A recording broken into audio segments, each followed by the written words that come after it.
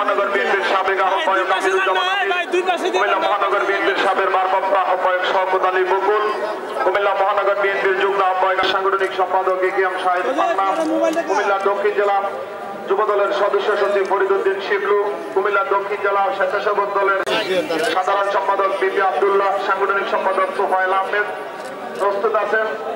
কুমিল্লা দক্ষিণ জেলা শ্রমিক দলের সংগ্রামী সভাপতি তাজুল ইসলাম, মহানগর শ্রমিক দলের সভাপতি রফিকুল ইসলাম সহ কুমিল্লা দক্ষিণ জেলা ও মহানগর শ্রমিক দলের নেতৃবৃন্দ প্রস্তুত আছেন। কুমিল্লা দক্ষিণ জেলা মৎস্যজীবী দলের সংগ্রামী আহ্বায়ক সাজ্জাদ জামিল।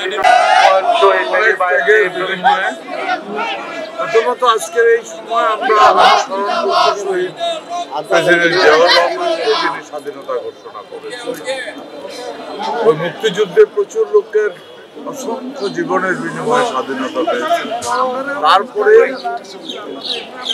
অনেক উত্থান পতন, স্বৈরশাসন, মানুষ স্বাধীনতার যে লক্ষ লক্ষ রক্তের বিনিময়ে যে স্বাধীনতা পেয়েছিল, সেই স্বাধীনতাকে মানুষ ভুলেই গেছিল জুলুম নির্যাতনের, 16 বছরের জুলুম নির্যাতন। তারপরে জুলাই আগস্টের আন্দোলন শ্রদ্ধার সাথে স্মরণ করছি তাদেরকে, যাদের জীবনের বিনিময়ে, যাদের রক্তের বিনিময়ে আবার নতুন করে বাংলাদেশে মানুষ স্বাধীনতা পেয়েছে।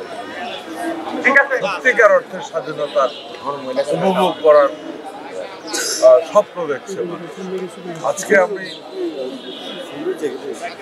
সমস্ত কুমিল্লা থেকে শুরু করে সারা বাংলাদেশের মানুষ কাছে একটাই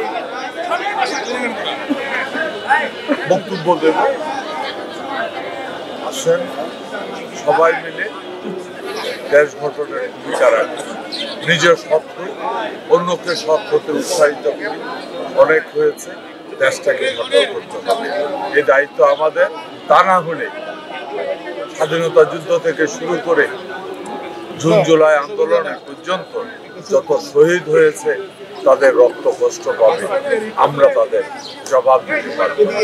আছেন আগামী প্রজন্মকে গড়ার জন্য সবাই অংশগ্রহণ করি, সৎ হই, দেশ গঠনে ভূমিকা রাখার।